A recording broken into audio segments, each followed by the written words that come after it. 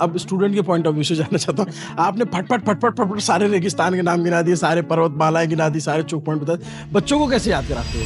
मतलब मैं यही आपको रिकमेंड करूंगा कि मैं कोई माउंटेन का नाम ले लूँ, कोई रिवर का नाम ले लूँ, कोई आइलैंड का नाम ले लूँ, वो अंत में किसी देश से संबंध रहेगा।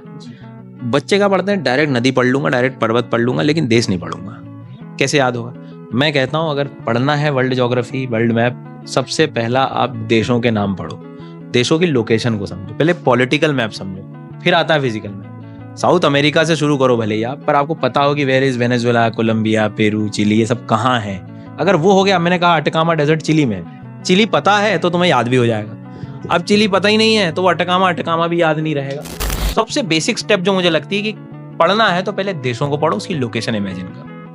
उसके लिए फिर तुम्हें लगता है कि निमोनिक कर लूं मैं, जैसे अफ्रीका में मैं कहता हूँ कि भाई टेंशन मत ले, MATLE मतले से तुम्हारी पूरी कंट्री याद हो जाएंगी, Morocco, Algeria, Tunisia, Libya, Egypt. तो नॉर्मली आप कर सकते हो अगर थोड़ी बहुत। कैसे फिर से बताना क्या होता है? टेंशन मत ले में MATLE, Morocco, Algeria, Tunisia, Libya, Egypt. फिर दो भाई आ जाते हैं, सूडान और साउथ सूडान। और फिर सीड, बीज, सोमालिया, इथियोपिया, इरिट्रिया और जिबूती। तो ये हॉर्न ऑफ अफ्रीका हो गया। तो मतलब S1 S2 और सीड में तो आपका ये पूरा आधा अफ्रीका निपटा दूंगा। तो आप कंट्रीज याद करोगे तो दिक्कत कहीं नहीं आनी। ये इंटरेस्टिंग बना रखा है आपने शॉर्ट फॉर्म्स में जो है। जैसे आगे चलाओगे तो KTM बाइक चला लेना, Kenya, Tanzania, Malawi, Mozambique, Z1 Z2 Zambia और जिम्बाब्वे। फिर उसका मैं बैन करा दूंगा, मतलब बोट्सवाना, अंगोला और नामीबिया। फिर पूरी सी वाली कंट्रीज मिलेंगी, बड़ा कोंगो, छोटा Congo, Central African Republic, Chad और कैमरून।